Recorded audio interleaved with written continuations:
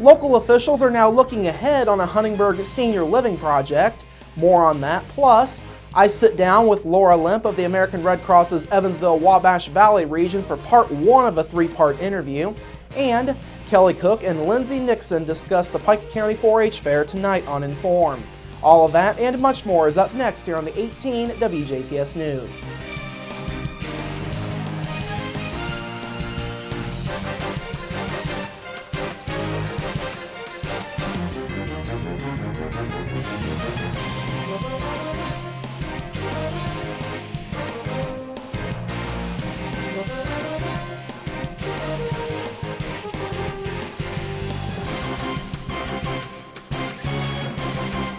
Hello, I'm Bradford Raths. We lead off tonight with a Hayesville man set to face charges after crashing while trying to pull into his driveway.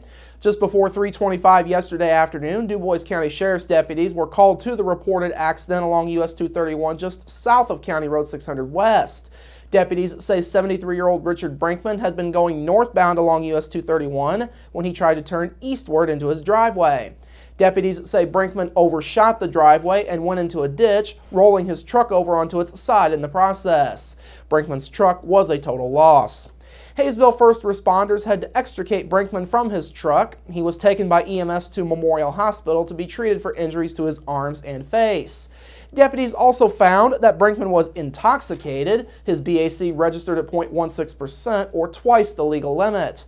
Brinkman was not arrested due to his injuries, but sheriff's deputies say the investigation is still ongoing and operating while intoxicated charges are expected to be filed at a later time. US 231 was down to one lane while the accident scene was being cleared. Memorial Hospital EMS also assisted. Authorities are continuing their investigation into an overnight shooting in Knox County. At about 2 o'clock this morning, police were called to a residence in the 700 block of Durbin Street in Bicknell on the reported shooting. Indiana State Police say 33-year-old Paul Ryan Russell of Bruceville was standing outside near Durbin and Cherry Streets in Bicknell when he saw 48-year-old Todd Godare of Bicknell walking towards him. State police say Russell then went inside the residence and got a baseball bat before coming back outside.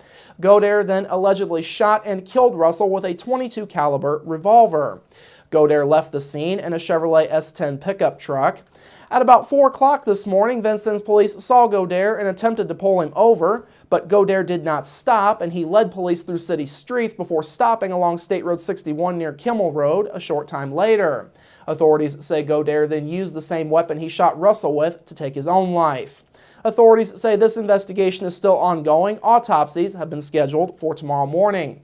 Indiana State Police were assisted by Bicknell Police, Vincennes Police, the Knox County Sheriff's Office, and the Knox County Coroner's Office. An accident in Martin County led to the arrest of a Shoals man on intoxication charges. Just before 10:35 yesterday morning, Martin County Sheriff's deputies were called about an injury accident on State Road 450 south of Lundy Road. Deputies say 58-year-old Darrell Baker was northbound along State Road 450 when his moped hit a 17-year-old boy who was directing traffic for a blacktopping company. The boy sustained several head injuries. He was taken to Cosair Children's Hospital in Louisville, where he is listed in stable condition. Meanwhile, Baker was taken to Davies Community Hospital for a toxicology screening.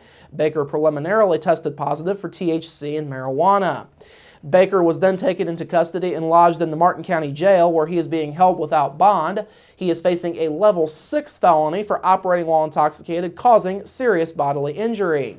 The Shoals Fire Department, Martin County EMS, and an air evac helicopter also assisted. Contractors for a Huntingburg senior housing project are now looking forward thanks to some good financial news.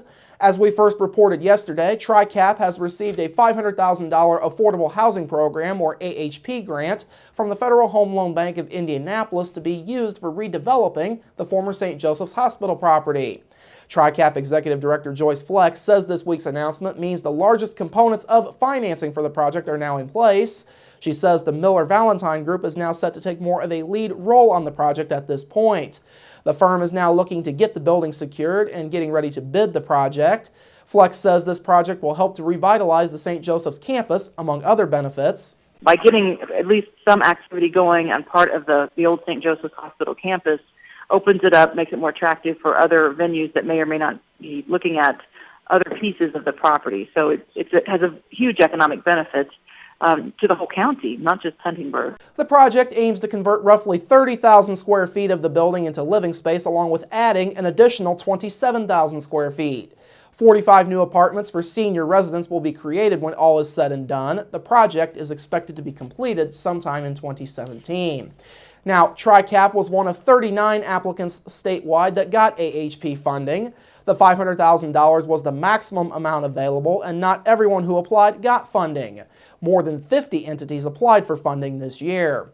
Miller Valentine was awarded nearly $800,000 in tax credits for the project back in February. The total investment on this project is more than $8.6 million. The St. Joseph's property has been vacant since it closed back in 2007. Finally this evening, the American Red Cross is now looking for donors to avoid an emergency blood shortage. The organization's greatest needs are for A negative, B negative, and O negative type blood. The Red Cross says blood donations are down about 8% over the last 3 months. The number of blood drives scheduled for early July was also reduced due to this year's 4th of July holiday falling on a Friday. Many sponsors did not even host drives due to vacations over the extended weekend. Now, an average summer week sees about 4,400 blood drives scheduled. That number during this year's 4th of July weekend, 3,450. Now, there will still be several opportunities locally for folks to give blood. Huntingburg will be hosting 3 blood drives over the next week. The first one is set for Saturday between 9:30 a.m. and 1:30 p.m. at the hometown IGA along 12th Street. The second one will be next Tuesday from 3 to 7 p.m. at the VFW post number 2366 on Geiger Street. And the third one will be from 9:30 a.m. to 2:30 p.m. on Saturday, August 2nd. That one will take place at the Teen Outback along Main Street. St. Meinrad will also be holding a blood drive. That one's coming up this Saturday as well, and it will go from 2 to 7 p.m. Central Time at the American Legion building along North 2nd Street. All right, coming up after the break, speaking of the Red Cross, Laura Limp with the organization's Evansville-Wabash Valley region joins me for part 1 of a 3-part conversation, plus your local forecast, sports with Bill Potter, and Inform with Kelly Cook and Lindsay Nixon. That's all up next here on the 18 WJTS News. Local people watching local people.